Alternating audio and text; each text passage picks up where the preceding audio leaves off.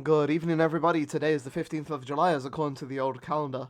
Today we are celebrating we have a couple of entries for you today.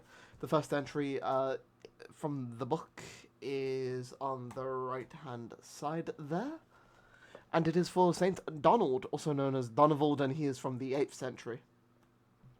Our venerable and God-bearing Father Donald of Ogilvie, confessor of Scotland, was a widower who had lived a monastic life with his 9 daughters in Ogilvie, Forfarshire, present-day Angus, Scotland. Upon the death of his wife, St. Donald converted his house into a hermitage, where he and his daughters began to live a monastic life under his direction.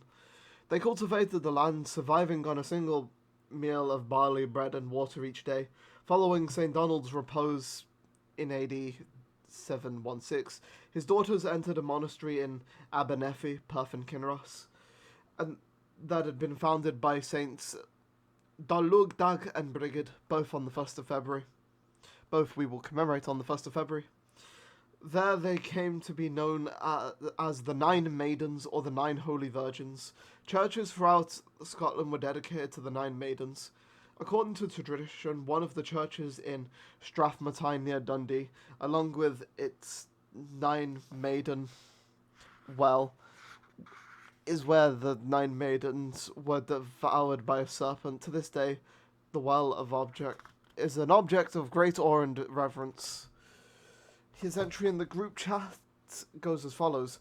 Donald of Ogilvie, 8th century, a holy man who, with his 9 daughters, the 9 maidens, or the 9 virgins, lived as a hermit in Ogilvie in Scotland. Upon his death, the maidens entered a monastery in Abernethy. And he also has a Troparion, which I will leave in the description. Unfortunately, no tone has been noted. Troparion to St. Donald, confessor of Ogilvie in Scotland. Father of a family, at the death of your wife, you made your home a pious monastery. With your 7 daughters, who had become nuns, you lived a life of prayer and ascesis, until the time of your falling asleep in peace. Holy Donald, pray to God, to the Lord, to save our souls.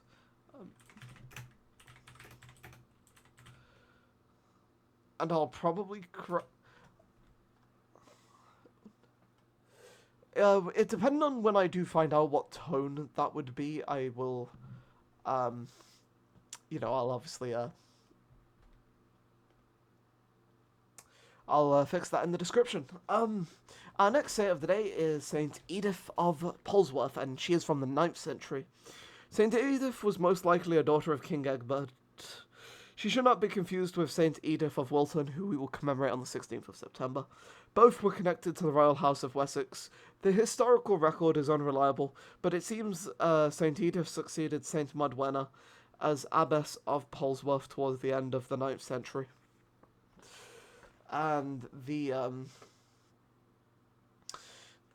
group chat entry says Saint Edith of Polesworth, abbess of Polesworth in England, possibly the daughter of King Edward the Elder, c. 925. 2 very different entries. Thank you all for watching. I hope you all had a very wonderful day. May those saints intercede for us before the righteous judge.